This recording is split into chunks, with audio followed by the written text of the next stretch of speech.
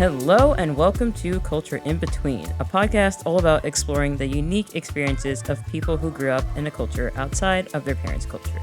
We are your hosts, Alyssa and Brianna, and in today's episode, we have the honor of interviewing June, whose parents are from Korea. Welcome to the show, June. We're really excited to get to talk to you today. Thank you so much, Alyssa and Brianna. It's awesome to be on this show called Culture in Between. I'm excited to see more of these episodes. But I'm honored to be here. I don't think you should be. I'm honored to be here on this show, and I'm excited to talk about different cultures. I think it'll be really yeah, great. For sure. And so I'll just kind of tell the audience a little bit how we know each other. So June and I actually met at a tech conference back in April, a conference called React Miami, and he gave a great presentation. And then kind of in the little break room area, I just happened to chat with you, and then I don't know how it came up. I think it was actually at some after party thing afterwards. We started talking about the podcast, and he really encouraged me to kind of continue with it. So I don't know, that's how we met. So, and I really appreciate the encouragement, June, and here we are. So there you go. It's exciting, to make it happen. So I don't know. I guess for our audience, do you want to just maybe provide just a brief introduction to yourself? Yeah, Alyssa, thank you so much for the warm intro. Like I said before, I'm super excited to be here today. And Alyssa, you left out the most important part. We met each other in Miami. That's true. When we were doing at the tech conference. So it was not only a great conference, but a great ambiance and things to do in Miami, right? So excited to be here today. A quick intro about me. I am June. I work in tech for over a decade now, which makes me an old man in tech. On my free time, I'm a big foodie. And one of my goals in life is to go to every single Michelin star restaurant in the world and give a review on it, just to see how, because there's different levels of Michelin stars. There's really cheap ones, the expensive ones, right? And I just want to see the differences, just like this podcast we're on, right? With the cultures and the differences, trying to link that together. I'm also into gaming. So, as a tech bro, I'm into all things geeky and nerdy. So I play a lot of games with my fellow friends after work. I live in San Francisco Bay Area, so I love the Warriors, obviously. Big basketball fan. I live a couple blocks away from the Chase Center, which is where they play. And Oracle Park is actually right across the street from me. So I also go to a lot of cheap baseball games with my buddies. So that's a quick little intro about me. Brian is a Heat fan, so I don't know. She might have some feelings about the... Well, the Heat and the Warriors have never actually played each other in the playoffs before, so it's all right. I'll let it slide. Is your favorite player Jimmy Butler? I do Is love that your Jimmy. favorite player? Okay. Yeah, it's Jimmy. I don't know. Ever since... It's Jimmy. Oh my gosh. Yeah. Ever since Dwayne Wade retired, I don't think I've replaced him with a favorite since then.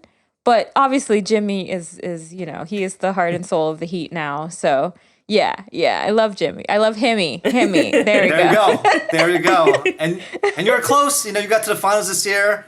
There's been talks that you might get Lillard in some crazy trade. We are getting Lillard. There you go. Speaking it into existence. I'm speaking it into existence. Yeah, it's happening. If you say it, it'll come true. If you keep saying it, it'll come true. Yes, I think so. Hey, you got to give Heat credit. The amount of times they pointed out that they have undrafted players. I know. And hey, they are scrappy. I got to give them that. So. Yeah. They are. For sure. They definitely are. And to transition into kind of... Sorry, Brianna's going to keep us on point. So no, this is good. In your introduction, you didn't quite mention that you are, in fact, from South Korea. So can you tell us where exactly in South Korea your parents and your family are from? Yeah, that's a great question, Brianna. I failed to mention that in my Genesis story. So I was born in Korea. I was born in Seoul, which is the capital of Korea, South Korea. To set the record straight. And I was there until when I was around 9 or 10. And then I immigrated over to San Francisco. Well, I didn't do it. My parents did it. They thought it would be the easiest, I guess, transition for me because there's a lot of Asian Americans in the Bay Area. So I think that's the reason why they picked San Francisco. Been here ever since. Quick little backstory that's a little funny, but also very real. If you're a male and you're born in Korea, when you turn 18, you have to go to the military. That rule is still true till today. So you have, big bands like BTS who, had to go to the military. So for me, I was a little high energy kid. So my mom knew that I wouldn't survive in the military. So once I immigrated over here, she got the wheels in the works to get me my American citizenship.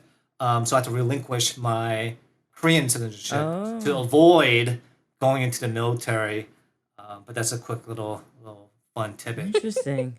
And so you mentioned that your parents, at least in part, they moved to San Francisco because there were other Koreans there. There's a Korean community there. So did you feel very ingrained in the Korean community and the Asian community in San Francisco growing up? Yeah, that's a great question. I think of it as a double-edged sword, so to say. In one regards, obviously I'm Korean. When I came over here, I didn't know any English or very broken English. And in the minds of my parents, it's like, it would be easier if you hang out with a lot of other Korean people, not just Asian Americans, but Korean people in particular. So then I'll keep my native tongue. I'll be around some of my peers who kind of grew up the same way I've done. So I went to a Korean church and did Korean school. And in the beginning, that's what it was, trying to be around as many Korean people as possible. But then as Sue found out, I'm like, hey, I don't speak Korean when I go to school. I was in ESL. And I'm like, why am I learning Korean in this manner when English is the most common language here, right? Before I left this little bit out too, when I was growing up in Korea, I knew only a few things about America. One was Kobe Bryant. Second thing was McDonald's. Third thing was pizza. And Nice. back then, American fast food was like a luxury. It's like analogous for people here to go to not a high-end restaurant, but it's like a medium to low, like a TGI Fridays or a Chevy's or something like that, right? It was like an experience to go there, right? So I was like, oh man, it's gonna be so cheap when I get there. It's gonna be amazing. And then I knew about Kobe, and I'm like, man, I thought Kobe and people of the African American descent were like superheroes. I was like, how could they jump so high? How can I not jump so high? Why are they running so fast? Why can't I, do that, right? So that was a common thread. And when I came over to the States after finishing, Korean school and all that, I was like, man, I'm not learning English the rate I want to learn it, So I started playing basketball in the streets of San Francisco, outdoor pickup. And the beauty about that was there wasn't that many Korean people. There was a lot of white people, a lot of black people, a lot of Mexican people, a lot of other people, right? So it forced me to learn English. And that was the common thread that connected me from Korea to here, because math, basketball is universal. The hoop is 10 feet high, the court is a certain dimension, the rules are the same or somewhat, now it's a little different with international rules. Yeah, when I finally started to learn English and all that kind of stuff in San Francisco, it really allowed me to connect with my real peers at school, because when you play basketball, there's certain things that you learn that you don't learn from an ESL book. An ESL book is very proper English.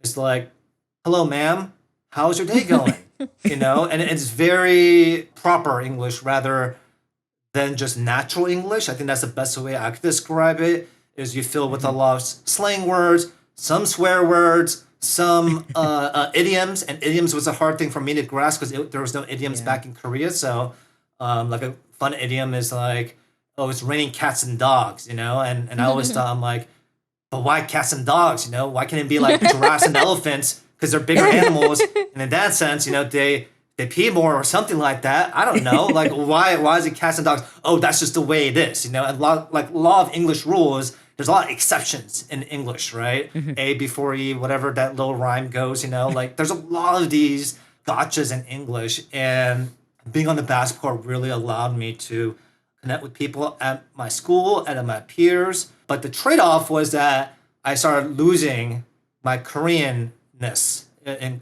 I put that in quotes here, because in my mind, I'm like, I'm not going to use Korean when I go to school. I'm not going to use Korean when I go to college. Why are you pushing me to learn Korean?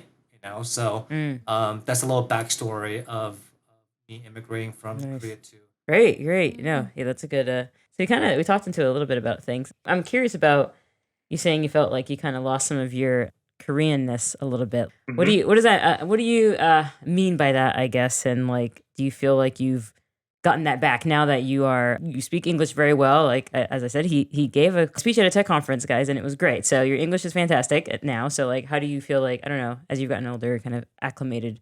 You know, yeah, how's that affected you? Yeah, that's a great question. So when you are younger and you're going to middle school and a little bit of I guess elementary school, I'm not really sure. Kids are mean, kids Yeah. are very honest and very truthful. And this example has probably been said before, but I'm Korean and one of our major foods is kimchi. And if you're not Korean or maybe if you're not Asian, especially back then, it's very foreign. So my mom woke up early, made me a proper Korean lunch. And, when I bring it to school, all my other friends that aren't Asian are like, Mhm. dude, what is that? What's that smell? Oh, it's gross. Like it's Mm-hmm. nasty. Whatever, verbiage you want to put on it. And then as a kid who is a fob, for lack of better words, can't really speak English that well, has a heavy accent, has a stuttering problem, I didn't want anything else to Right.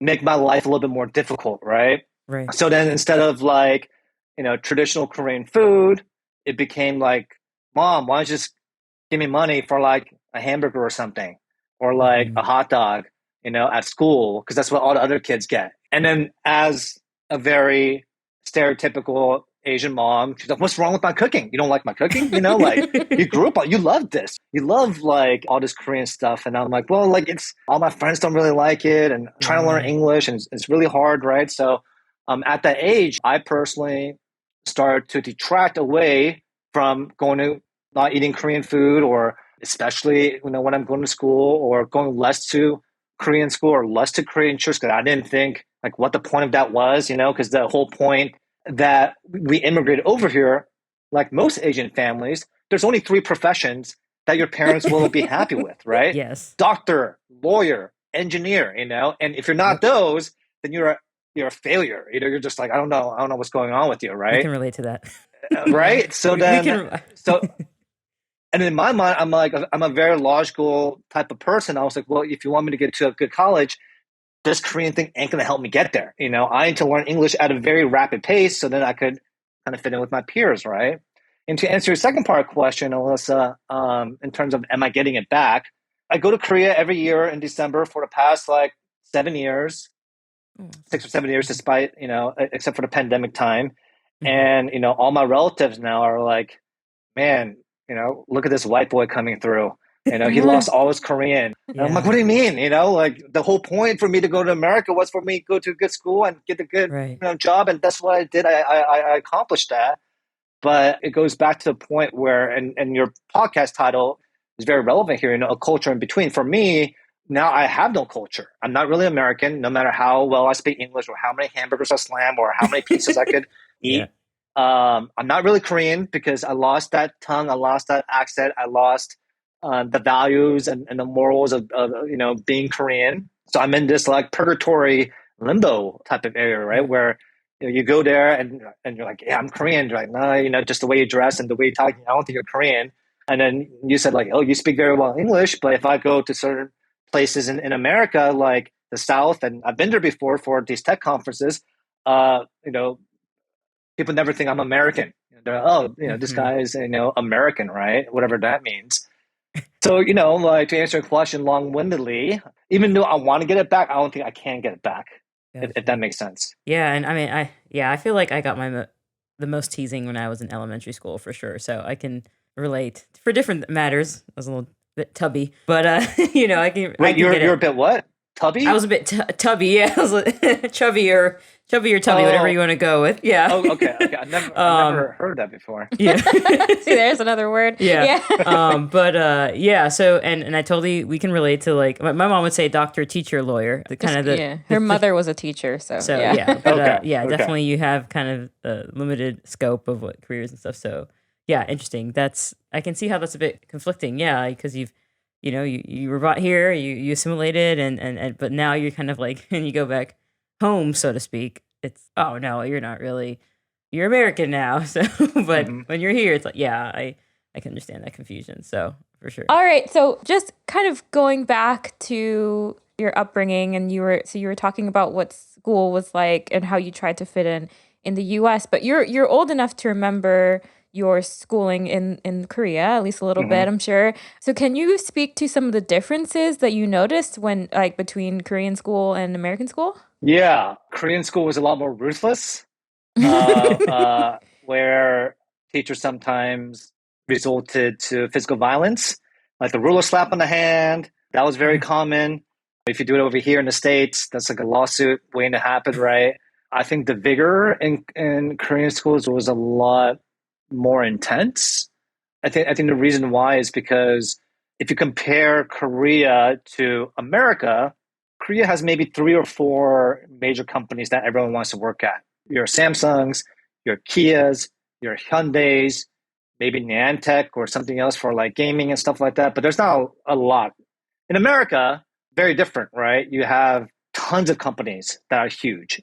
Apple, Google, Microsoft, and then you have the entertainment stuff. And then, it's just, there's a lot more opportunities in America, right? So I feel that the vigor was a lot less, in terms of just competition wise. In Korea, it was very common to do schooling afterwards and, really do extra work as just part of your regular work. That's just natural over there. But over here, like once it's 3 o'clock, you're done. And my parents are like, if you have it over there, but well, you can't be done. Now you got to go to Kumon. You have to do more. It's like, but what do you mean? I just went through all this stuff in school. Now you have to go to Kumon and do all this other stuff. And I'm like, but this is so lame. All my other friends are playing basketball and doing fun stuff and Right. playing video games. Like, what I need to do this? Oh, you have to do more because you're not American. So you have to keep up with everybody else. You have to get out of this ESL stuff and blah, blah, blah, and all this other thing, right? So I think that's the major difference is that a lot of, I think, Asian countries hold education at a very high standard, and they are very, in my opinion, follow the rules, meaning that, hey, you got to do this, you got to get good grades, you got to study math, you got to study science, and this is the way you do it. And why do you do it this way? Because it's always been done this way. So you have to do it the same way, right? Whereas in American schools, there's a lot of dexterity and flexibility in terms of like, oh, okay, like you do schooling, but you want to do something else. All right, you do something else, or I'm really passionate about music. All right, well, we're going to make, a lot more music classes and stuff like that, right? And it's still true today where, the US is falling behind in science and mathematics compared to our Asian counterparts. It's because we don't have that focus here in America, and it's shown, today, right? So I think that's like the biggest difference is that in America, you have a lot more dexterity and flexibility to follow your dreams and your passions, where in Asian countries, your dreams and passions don't matter. It's like you got to do math, you got to do science, you got to do this, and you got to have A's, and there's no ifs and buts about it. There's no breaking the tradition or breaking the rules. It's just like you have to go this route because that's how it's always been done. And I think that could be a good thing and also a detriment to people. You mentioned as well that you've been back you've gone back every year for the last few years to Korea. Did you go back when you were growing up as well? Like, did you ever take trips as a child after you emigrated? A few trips, but not as many because one, it's pretty expensive to go back and Yeah. forth from Korea to San Francisco. And I would characterize my family when I was growing up middle to lower class. So like what we had to spend money on was very nickel and dime and very calculated. But a lot of my family from Korea came to visit me here, to visit our family in San Francisco, right? So I think that's like the middle ground that my parents were okay with. We went a couple times, they came a couple times, vice versa. But as I got older and I got a real job after college, then I started making real money, and I'm like, oh, okay, like going back to Asia is cool and it's fun. Whereas, like I said before, when you're kind of growing up, at least for me, I was trying to distance myself. Like, I want to be more American and, all that kind of stuff. So because you've kind of like lived, you moved over at 9, and so you had a good amount of experience in Korea, and then you lived in the States remainder of the time, like what do you identify as? Like, do you see yourself as Korean American, or do you like is there a particular culture that you feel closer to between the two of them? I guess I would identify myself as Korean American, Korean being first intentionally because Hmm. that's where my roots are and that's where I came from. American is like the other half of where I'm at now. And I think, that term kind of encapsulates what I'm all about at this point of time in my life. And I think that's how it's always going to be because I don't intend to learn a lot more Korean as the years goes by. I just feel that learning language is, to me, is going to be antiquated pretty soon with the rise of AI and everything else like that. And I think what's going to be more universal is going to be coding or mathematics. That's universal to any culture, any place in the world. 2 plus 2 is going to equal 4, no matter what. And that's also with programming, right? There's certain rules in place where you need to do. And I think that is going to take a front seat, in my opinion. Maybe I'm a little biased because I work in tech and I've seen what's going on there, but I think it's accelerating really quickly. So I think for me, I will be an Asian American. That being said, do I fit anywhere naturally? No. I don't really fit in America naturally. I don't fit in Korea naturally. But I think that as you grow and even if you move to like a different state, your identity might change a little bit. For example, if you live in a hot, humid climate and you go into, I don't know, like Colorado or something like that, you have to prepare for the snow. And there's a whole culture behind that and how you operate within like salting the ground and shoving the snow off your driveway, right? Like that's a whole, different culture you need to assimilate into. So I think that's where I'm at right now. Like I don't fit in anywhere, but I do classify myself as a Korean American. I don't have any permanent like home right now or what I think of as home. But as the saying goes, as shallow and artificial as it may sound, like the home is what you make of it. Like I Yeah. could be living in Japan or I could live in Thailand or even somewhere in Europe.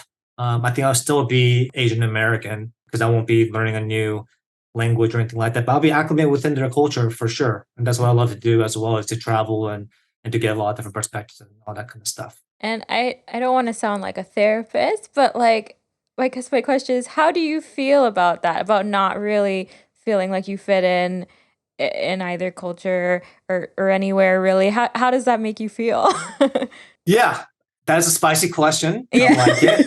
I There like it it a is. lot. Spicy meatball. I do feel that most of America, I think, has that feeling, Yeah. meaning that America is like a melting pot, right? And you have a lot of different cultures coming together from all different walks of the world. And whatever American culture is, whether it be hot dogs or hamburgers, I feel that in America, specifically in America, everyone has to have like a dual culture or like, you have your home culture and then you have your American culture, whatever that means, right? And I think America's unique in that way, and I think that's the reason why we're still the top country in the world or whatever you want to label us as. But if you look at just the landscape of who is kind of pushing American culture to the next or American economy or whatever else to the next level, more often than not is people from different origins and different backgrounds and not like American American. And if you call like Caucasian American Americans, they too came from England or somewhere else, right? It's not like the only American American people here in America is probably like the Native American. This is their, kind of like their native land. Everyone else is just coming here from different places and different parts of the world and kind of making it their own. I see this in Korean culture. I see this in other cultures as well, where you have an influence. America has an influence and you Americanize a culture. A good example of that is probably food. There's Korean food here in America. We all know that. But if you have Korean food in Korea, it tastes a lot different than Korean food in America. Korean food in America has a lot more salts and sugars compared to Korean food in Korea, right? So that there's that change and that adaptation that kind of went through our food here. But so I think that's also indicative to our culture, where we adapted certain principles from America and we made it our own. We made it like Koreanized, whatever, verbiage you want to put on it, but we kind of made it our own. And I think that's true with a lot of different cultures, right? Mm. So that's a long-winded way of me saying is that there is no like unique culture in America. Like I said before, I think it's just like a melting pot, all different cultures coming together, and you Americanize it or whatever culture you eyes it. And then I think the beautiful part is that we learn from each other. We learn from each other's cultures in America, and that has influence into our own culture and what we make of it today, right? So I know that's a little confusing, but that's No, that how makes sense. that's how I feel. Yeah, that's a good way to look at it. And that makes a ton of sense to me. Yeah, that's true. Because we're all kind of from somewhere else. Whether Yeah. it's way back a couple generations or whatever, Yeah. And I think like kind of what you were getting at is like that the feeling that you described of not really feeling like you belong anywhere. Even people who can kind of trace their ancestry back like many years in the US, like maybe back to like the Pilgrim age, they probably still have this sense of like, oh, well, way back, I was from England or I was from Scotland or something. So there is, yeah, I think there is always this sense. I feel like it's very particular in America of people always wanting to kind of relate back to whatever culture their ancestors are from, even if it's way back. And then maybe people who don't know, they try and have this like hyper obsessiveness about American culture, and they try to really hold on to that, and sometimes that can be a bit problematic. So yeah, I totally understand that feeling of that. I think really when it comes down to it, all of us maybe have that as Americans. That's an interesting thought. So another question I have is maybe because we got a little serious, maybe just to lighten it up a little bit. Do you have any like funny stories about your parents kind of being stereotypical immigrant parents? I don't know, doing anything kind of funny in that way? Stereotypical funny stuff. I would say that, and I'm like this too, so I'm not gonna knock my parents, and maybe that's my upbringing. But I feel a lot of Asian parents and Korean people are very frugal, in certain things, right? So I think a funny thing is that you always want to find the deals, and you always want to maximize the penny or the dollar that and extend that as much as possible, right? So when I was growing up, and we go to a McDonald's or we go to a Taco Bell, I remember my mom would make the order, and then you had the what do you call those? I don't even know the right terminology for it, but like the right accessories that come with your meal, such as your straws or your napkins or your hot sauce or your ketchup packets, right? Yeah. My mom would always get extra napkins, extra this, extra that, right? I'm like, why getting so much? Oh, so we could put in the car, so we have napkins to use later on, and then we have ketchup to use at home. I'm like, dude, like the ketchup is only like this small. Like you could get like one chicken nugget on there. Like what are we gonna use this for? Well, it's what's better than buying it at the store, right? And that was always like ingrained in my head was like, okay, when I go to this place, I gotta maximize my dollar. And when I was growing up, we would always have McDonald's napkins in our home. And we would never buy napkins at the store because she thought it was a waste of money. She's like, why am I gonna buy napkins when I could get the napkins for free? And I'm like, all right, okay, I think that's the way to do it, But I think that as immigrants, you're naturally scrappy. You're naturally, unless like you come from a very affluent background, which is very little because you immigrate away from your country because you want better opportunities and better life for your kids and stuff like that, right?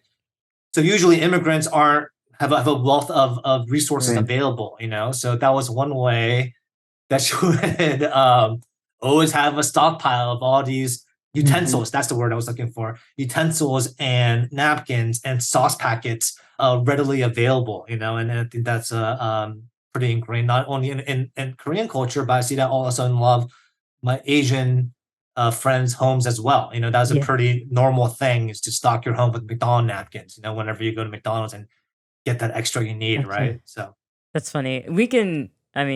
Caribbean experience, at least, Jamaican experience, I can definitely, the frugality, yes. My dad was very, very frugal. I don't want to call him cheap, but he was definitely frugal. And like, I think it just comes from, he grew up in a poor country. And so, the third world country, and is like, it's just, so you naturally learn to reserve, I think. And so you kind of almost like can't get out of that mindset. So there's certain things where it's like, for some reason, it was like paper towels in our house. My dad was very particular about not wasting paper towels. I guess those things are expensive. So to this day, I'm very make sure if I really need to use that paper towel, I will make sure it's necessary. So it's funny how even that really runs down to like I definitely think they come here with humble beginnings, and you said your parents kind of grew up more like middle to lower class. Like I know my dad always says how he was on food stamps at one point and didn't have a ton of money, and so I think it's just kind of having to do that hustle. That's all they know. So it's kind of like, for us, we're like, why are you doing that, mom and dad? But it's just all they know. And so, actually that kind of reminds me of the initial question I was going to ask you when you were talking about earlier is that, did your parents, because when our parents immigrated, like they had family already like in the States and in a certain area.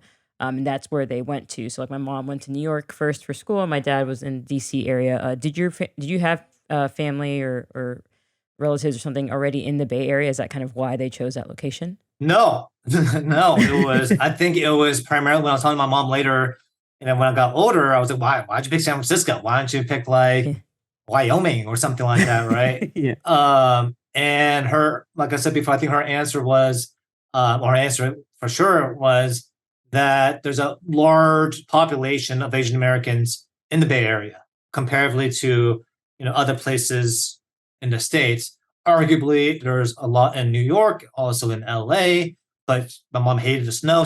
New York was definitely not Yeah. it. And then when she went to LA, she thought it was more like glitz and glamour than actually like academic-y related. Mhm. And obviously she wants her kid to go to a good school and blah, blah, and all that kind of stuff.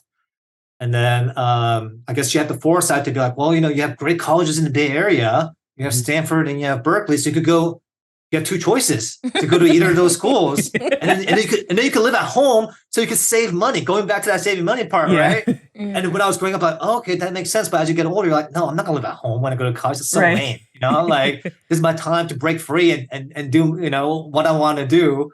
But that's the main reason why she picked the Bay Area was there's a large influx of Asian Americans, and she thought it would be especially back in her time where racism was at the forefront, and it was a lot different times than what we're living in today. And as any mom should, she wants to protect her kid as much as possible and to make that transition as easy as possible. Yeah. So that's why she picked San Francisco. Gotcha. That's very considerate. Yeah, to make it a little bit easier for you to adjust and everything, because probably knowing it would be a little bit of a culture shock and all that. And so, yeah, that's really nice. That's really cool. And did you end up going to one of those universities? I did. You did? So, okay. Yeah. But you didn't. He did not live at home. You didn't live at home. Okay. I didn't live at home.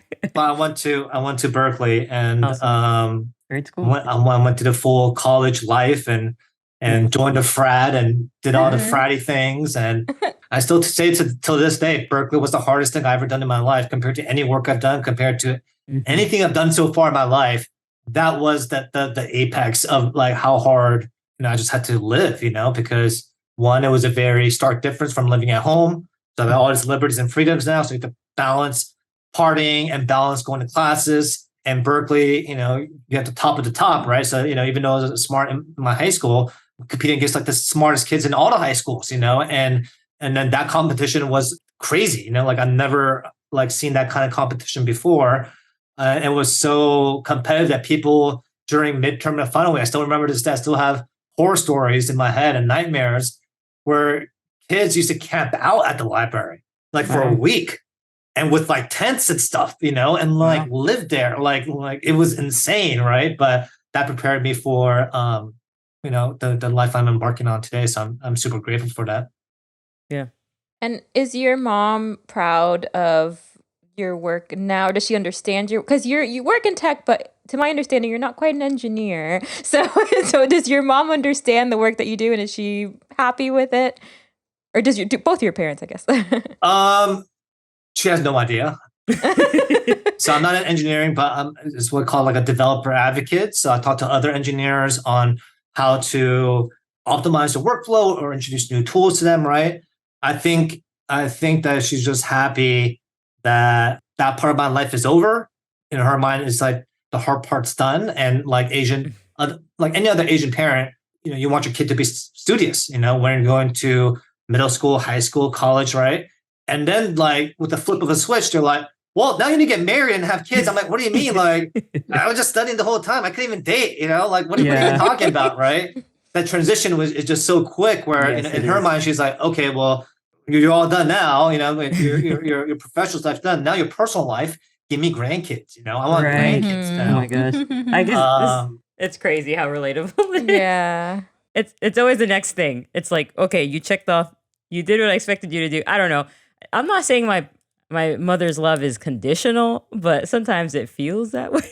Yeah. Where it's like she's happy that I am a financially stable adult, that she doesn't have to support me or anything. And now the thing's been like, so what about so grandkids, and like, so I totally understand. It's just like, wow, just on to the next one. It's kind of like I never got the I don't know if you, like for us it was like, if I like got a good grade or something, I'd be like, Mom, I scored really well on this test and it was really hard. And she'd be like, well, I expected you to do good, so keep up. Like, it wasn't like, oh, good job, sweetie, I'm so proud of you. It was like, that's what I expect of you, so keep it up. Like, you know what I mean? I don't know. I never got really those encouraging words for her to say. It was just kind of, this is what I expected, and you just got to meet it. That's just a way of Asian moms showing love, like that's their language. It's just like, oh, you got an A? You didn't get an A plus? Try harder next time, Right. And it's so funny because, when you're growing up, it's like you can't date anyone, let alone, have a kid. That would be like crazy. Because they're distractions from your studies. Yeah. No. And then like, at least for my parents, like they didn't even give me the birds and bees talk. They didn't even give me like the sex talk and the protection talk, or none of that, They're just like, don't date anybody.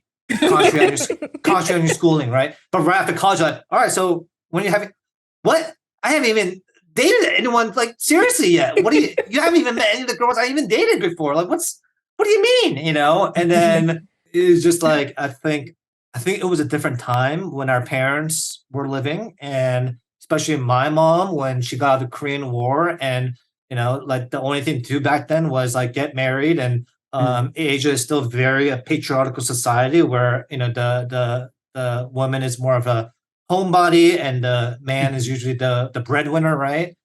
She still has those, I guess, thoughts in her head, in terms of like, I just want to be the caring now grandmother, and right. Like that's all I know is like kids and work, But our generation, I'm like, Mom, we have a thing called the internet. We have a thing called like technology. And it's proven where as a society gets more advanced, they reproduce less. Japan is a clear example of that, where they're going down in terms of birth rate. Korea is the same way. The United States is also the same way, where that's why we're very high on immigrants and all that kind of stuff.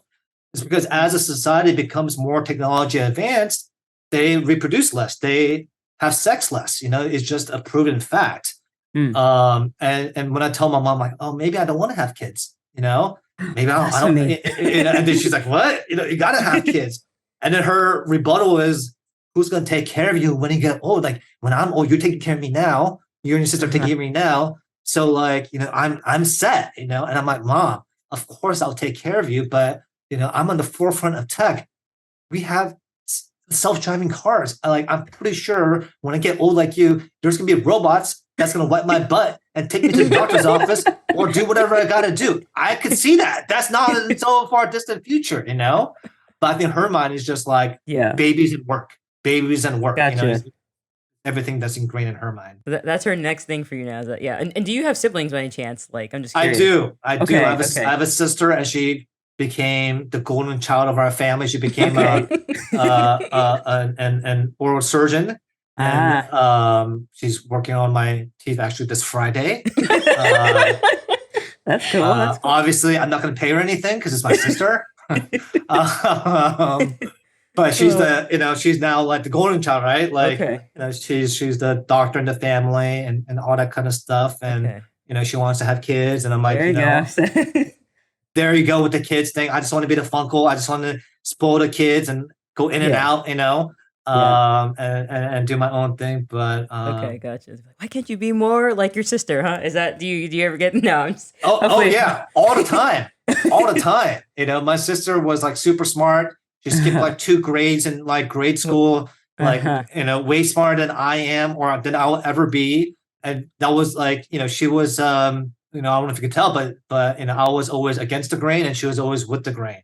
So when I'm, growing up, my mom was like, you gotta go Kumon. Okay. You gotta get good grade. Okay. You gotta do this. Okay. Me, I always why do I go to Kumon? Why do I need to do this? Why do I hang out with Korean people? I don't understand, like I'm in America. It doesn't really matter. So my sister knows Korean better than I do. She did everything that my parents told her to do. I was always against the grain. I was always fighting the status quo. I was always that, just questioning things, and was endlessly curious. And still this day, I still question things. That's great. That's great. You have to have those dynamics, I think, in families where, you often you have one who's a bit more of the golden child, and then one who kind of tests things a little more.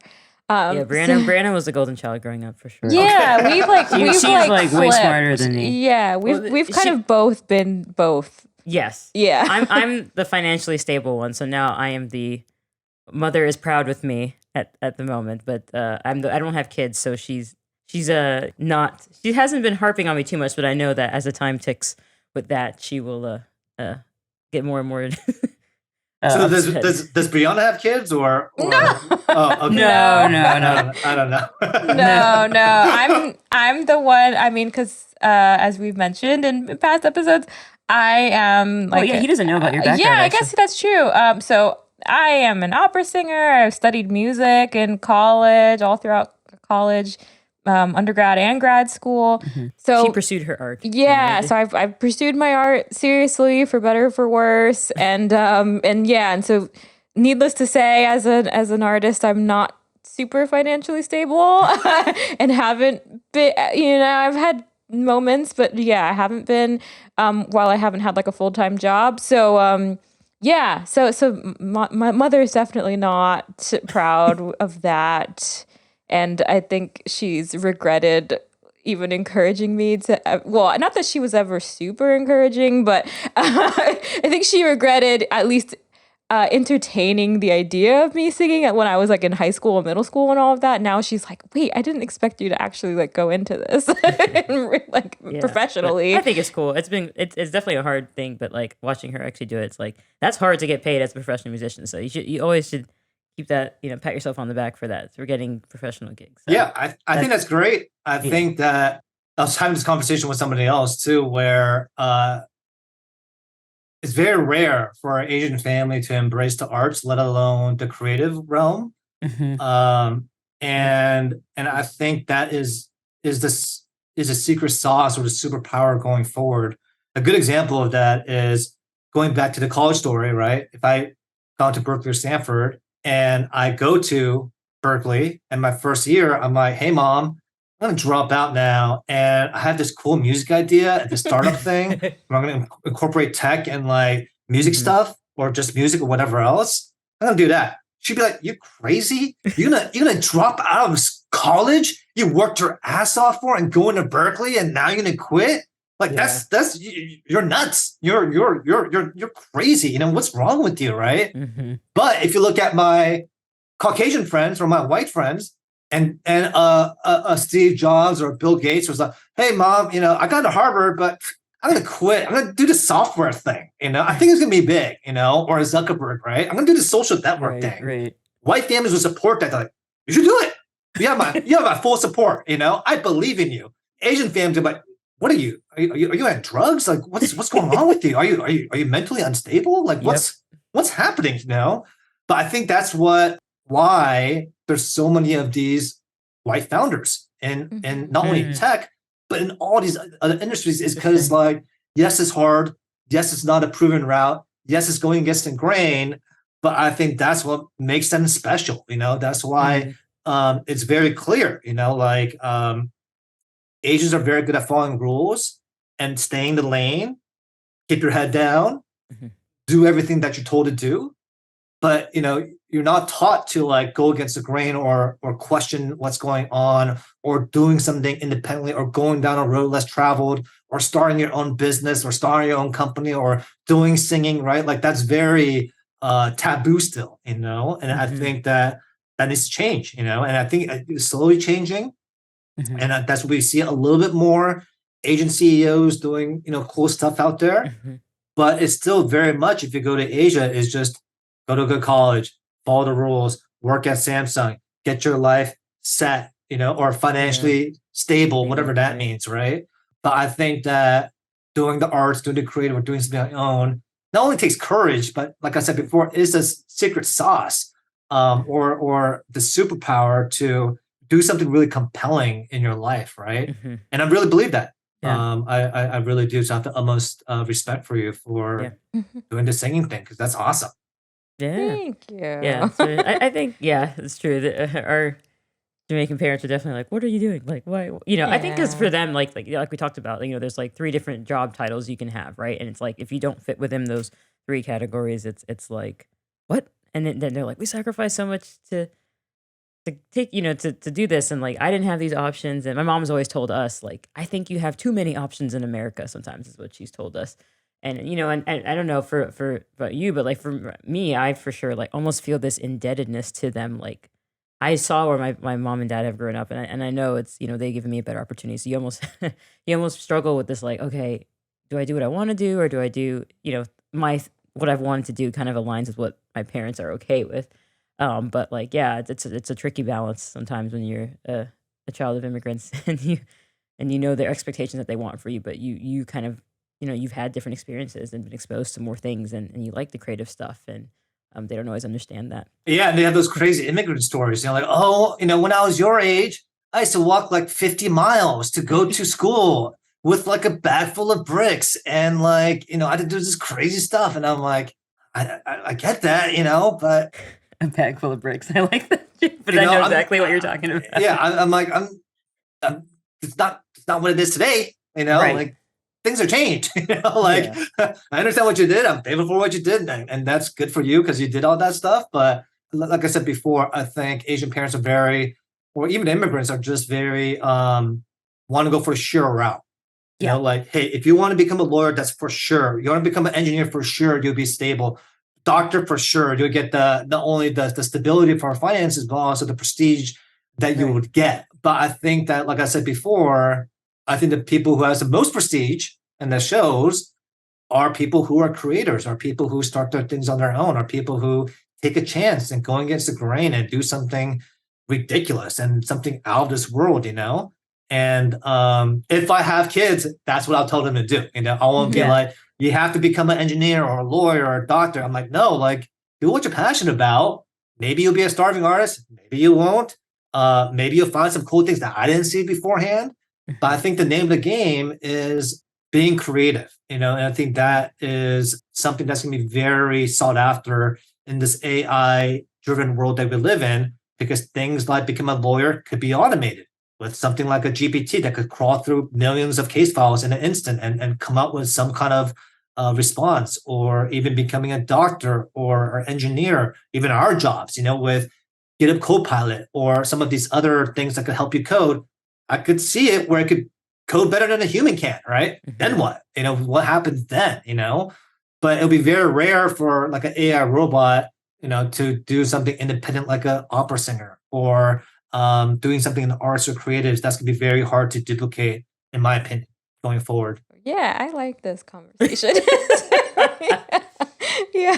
I just know she gets some shade from my I mom, so I try to definitely encourage her because I'm like, do. "You're braver than me," Definitely because do. I played music, but I played music, but I didn't pursue it, and there's like I said, there's courage in it. So Yeah. kudos. Yeah, one time in one of my many conversations with my mother about this topic generally, yeah, I said, Mom, didn't you have any dreams growing up? And she was like, you know what? In Jamaica, we didn't have dreams. She's like, we didn't have time for dreams. And so it's just like, okay, well, there's that. There's no arguing with that one. So I think just to kind of wrap this part up, I wanted to ask, like, so you mentioned at one time your mom and like the Korean War and how things were at that time. Did your mom or your dad tell you any stories about like living in that time or growing up in that time? Like I said before, I think that and I'm pretty sure they embellish their stories, right? Is walking a long distance, or food was hard to get by, or and that goes into like not wasting food. That goes back to like the frugality of everything, right? Like for example, when I was growing up, I'm eating, and I'm telling my mom, "Hey, I'm full, and there's some food left over, but you can't waste that food."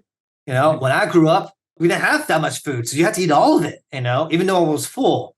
In other cultures, particularly like maybe Caucasian or white cultures, but hey, if you're full, you're full. And I think that's like common practice today. Is like, hey, if your kid says you're full, they're full. Like you can't like overfeed them or whatever else, because the science proves that. Like you're just overeating for the sake of overeating or whatever else. And I think that since that nutrition wasn't the highest back then, and you could tell by just seeing how the younger you get in population, the bigger the humans are.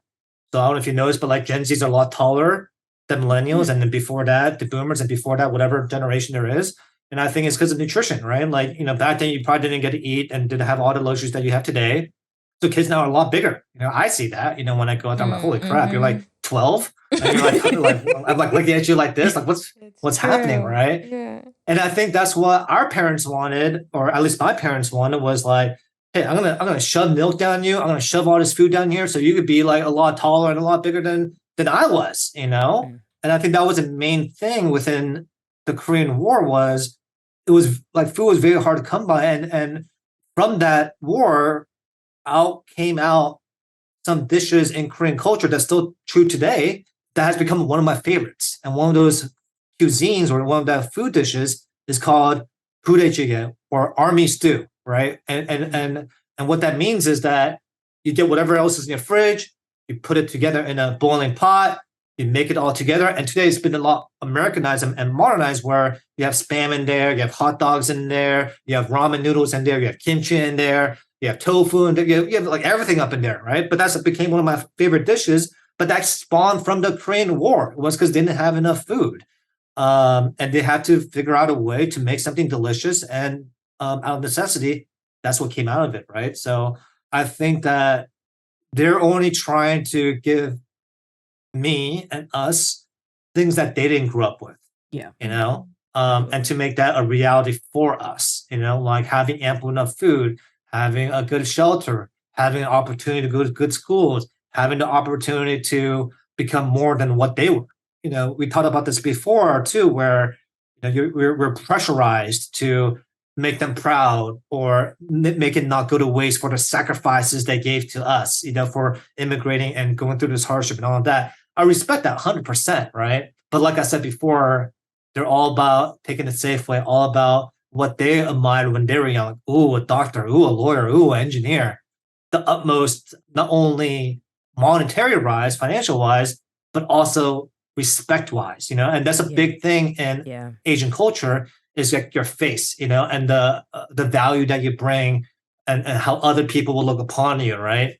And I think that's changed a lot especially with our generation, is that, especially if you're working somewhere like tech, it doesn't matter if you wear a three-piece suit, it doesn't matter if you wear a Rolex or fancy shoes or whatever else. Now it's all about what and that's why things like going to Harvard or going to Berkeley has thrown out the window for all these big tech companies, is because they're more about interested into what what you can do, rather than a fancy piece of paper, or the prestige that you bring along with it, right? Like, who cares if you went to Harvard? If you know crap, I'm not going to hire you. Like, it's just plain and simple.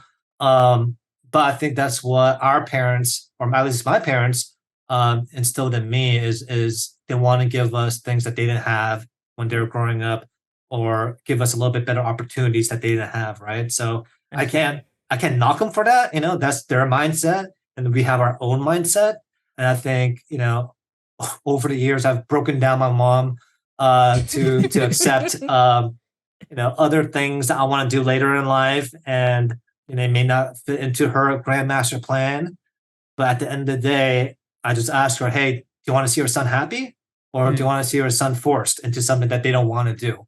Even if it becomes like, I won't make as much money, or I won't have as much prestige, at the end of the day, in my mind, I'm like, who cares? Who cares what people think about me? Like, most of the people that judge me for whatever I'm doing are the people that I'm not going to even be there when I really need them anyways, So what is this thing I'm trying to prove, right? So that's a long-winded answer Yeah. of where I currently stand.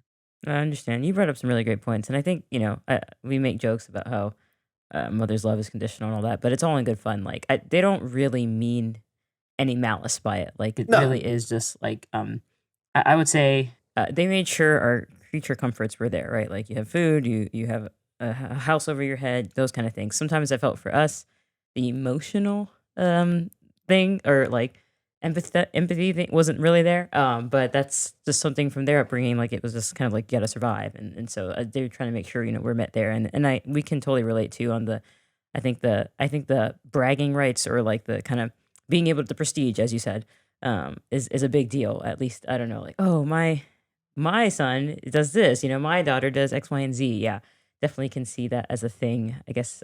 So I think that definitely crosses different borders for sure, cross immigrants. Yeah.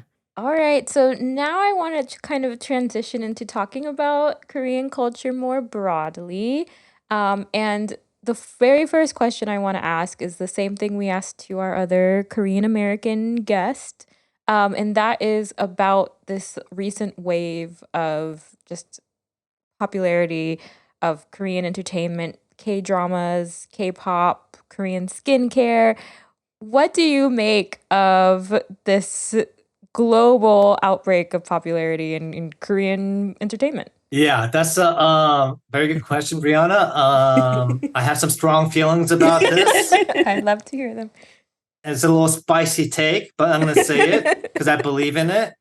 I feel that the uprise in Korean music and K-dramas have a lot to do with Koreans' artificial beauty standards. So Korea, if you don't know, is their number one per capita than anywhere else in the world for people to do cosmetic surgeries or skincare, right?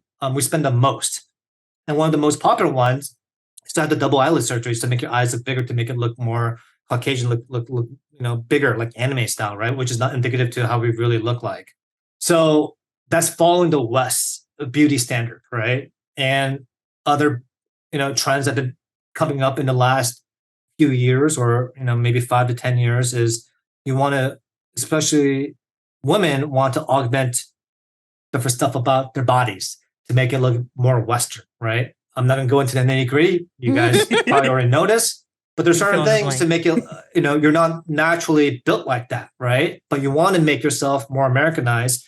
And this indicative also to American music. So if you listen to someone like a Blackpink or a New Jeans or, groups like that, a lot of their songs have the hit songs have a lot of American in the songs meshed with Korean, right? Yeah. Why did they do that? Is so they could have a broader market in terms of like, okay, like at least the chorus is an American, so I could follow along. And I think that's really vital for popular music nowadays, where it be a Taylor Swift or a Drake.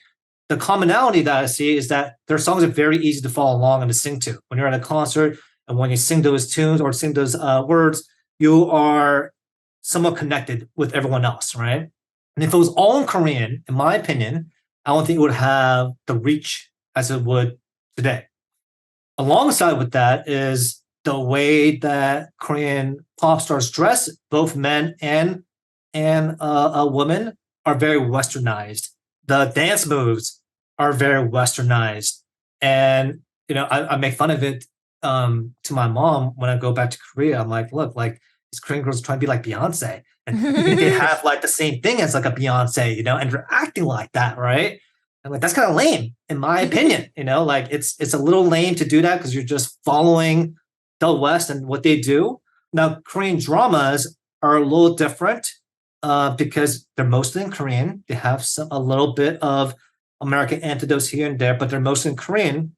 And I think that they're the most severe dramas that you could think about in the human mind. Like classic example is like a boy and girl fall in love, and then like the girl or the guy might get the disease, and then like they might not be able to see each other or something. There might be some kind of like third wheel that happens to try to take the girl or the guy, and then like maybe a murder or something gets mixed in there, and it's just like, man, this is like the extreme, it's like, holy, crap, right? It's just to the point where it's like the worst of the worst.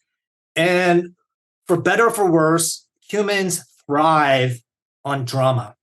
You see that on the news, right? Bad news sells more than good news. If you look at the news today, it's all about all the bad things that happen. Oh, this happened, this happened, this happened. But rarely do you see like, oh yeah, like this person saved this kitten that was up the tree and like made this family happy. Like humans by nature, in my opinion, want to see the worst in people, right? That's why when there's a traffic jam, everyone looks, like what's going on there? It's not like we're going to pull over and help them out. We just want to see what's going on. Like, oh, a bad accident. Oh, bad. And you just drive away slowly, right? But, no one really, I'm going to pull over and I'm going to help them out. No, that's not it. You just want to see the bad things. Maybe it's to make your own life feel better. Maybe it's for other reasons. I don't know, right? But, that's just natural human nature. I think Korean people, at least Korean media, capitalize on that, right? So I think that's why it's so popular in different countries, especially like I've seen a lot of Mexican friends that are from Mexico that have telenovelas, but the Korean dramas are overtaking it because it's more drama than the telenovelas, And I'm like, oh my God, I'm like, holy crap, okay. So I think that's the way I answer. That being said, I do respect Korean culture. I do respect the media that we produce out. I do respect the ingenuity and creative thinking for shows like Squid Game, where it was very unique. But at the core of it, it's like people killing people in Squid Game, right? Like, oh, I'm going to kill you to get this money. And that was the premise of the show. But that's what people loved about it. If you call it cynical or whatever verbiage you want to put on us, that's what people love. Is oh, I wonder what's going to happen. With this last round, I wonder who's going to kill off who for X amount of money. And I think that's just why it's so popular now, is because Korean music kind of catapulted to popular, culture, mind, and all that kind of stuff. But it has a lot of Western influence, and that also catapulted the K-dramas, right?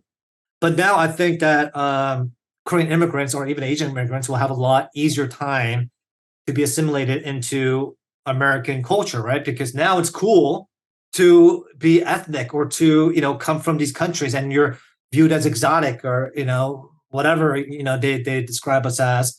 But back in my time when I came over, and that's what I tell my kids, we weren't like that.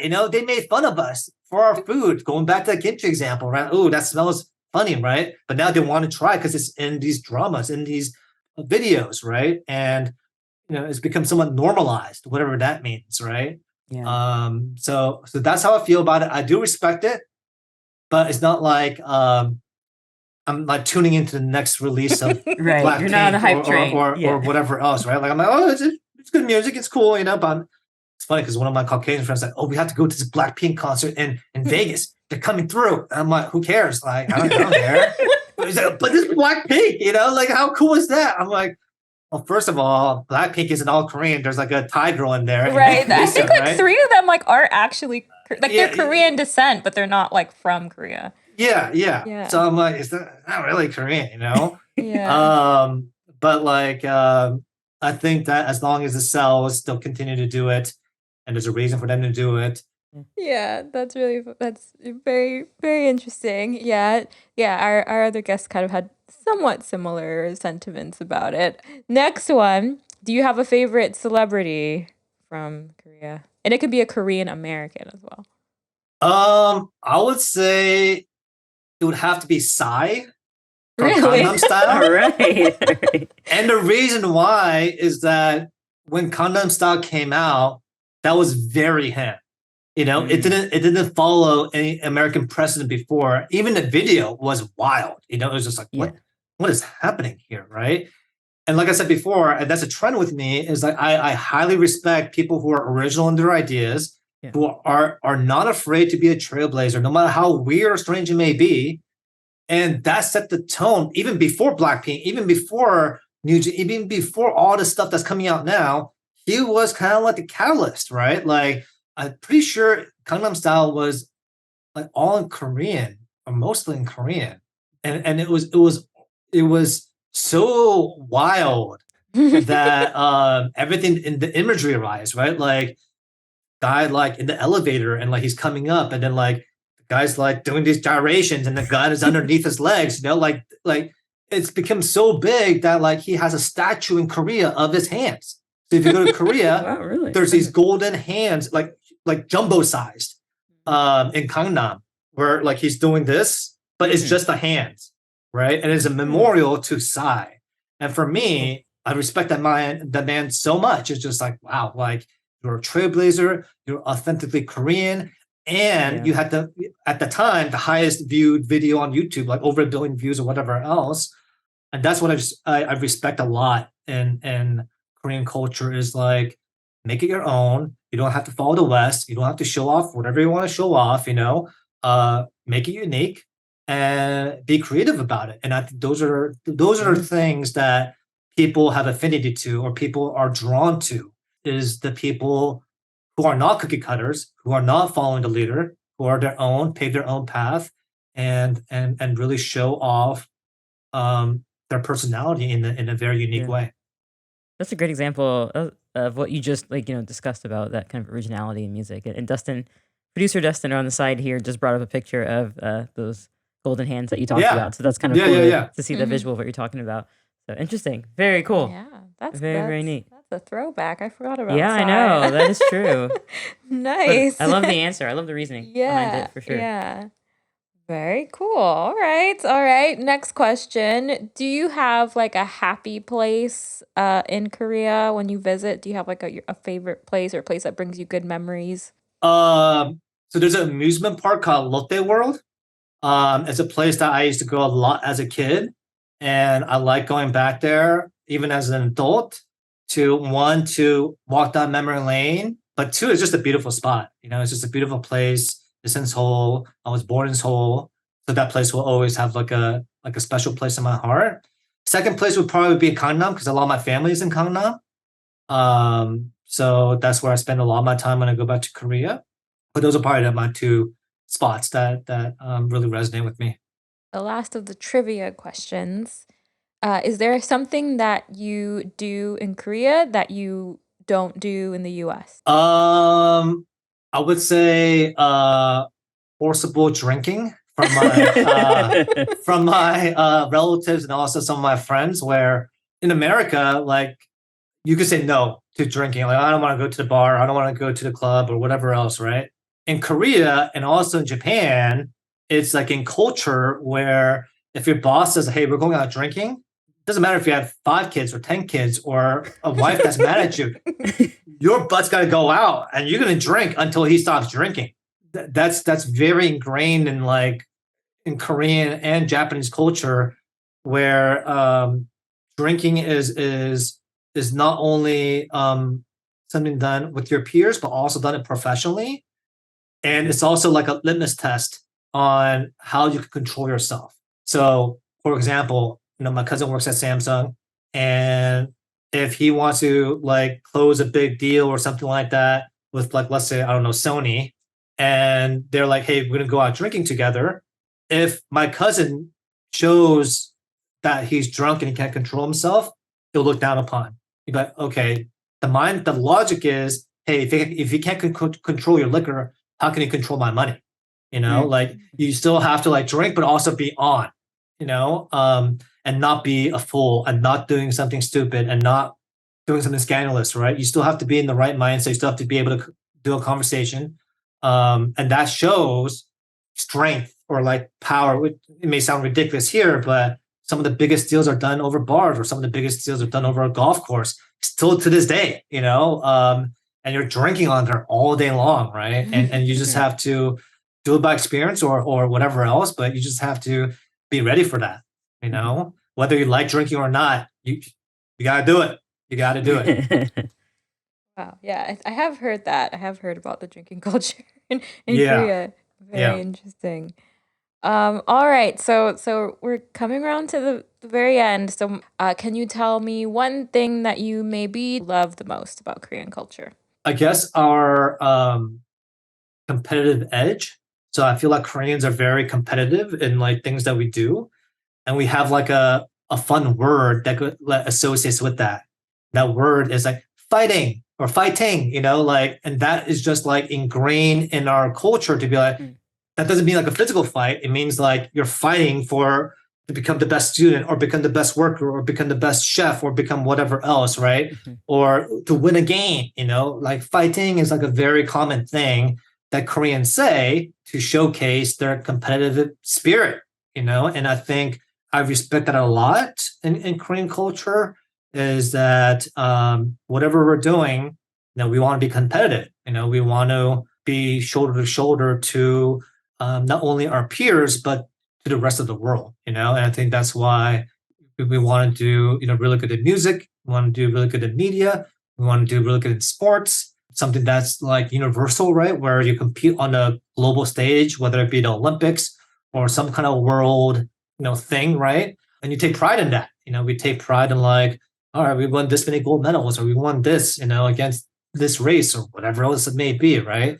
So I think that's what I respect the most. And I think that's what I take away from Korea as well, is that I have high tenacity in whatever I do. And in the mindset of like, you're only human, and that's the way I think is like, I don't think anyone's better than anybody else. I'm like, you're a human just like me. You bleed red. Why can't I do that? What you're doing? I could work just as hard as you. That takes no talent. It's just a mindset. I'm coming after you, right? And that's the mentality I still have today. Is I don't care who you are. I will be competitive. If I have a fighting chance, I will do it. And that's what I really love about Korean culture. Great. Well, thank you so much, Jude, for joining us today. It was so great to hear your answers. Some really insightful thoughts there. So thank you so much for coming. It was really lovely talking to you. No, it was great. Great to hear your side of the story. Yeah. And just, we use it as like it's a learning experience for us. And we just really hope the guests will, take that as well. So it was cool. Yeah. Yeah, well, thanks again for having me on. I feel honored and privileged to be on your show. It's amazing that you folks are doing this on top of everything that you're doing. I know it's hard to do extracurricular activities alongside with like your day jobs, alongside with your significant others, alongside with just life stuff, So big kudos to you. Keep it going. Thank you. I'm hope to see this podcast on different platforms. I'll definitely shout it out on my socials when we get there. Yeah, just want to say thank you for having me. Of course. This was a great experience. The questions were amazing and were thoughtful. And it really allowed me to speak naturally with, things that I've been experienced or I have felt before. So I just want to say thank you again. This was great.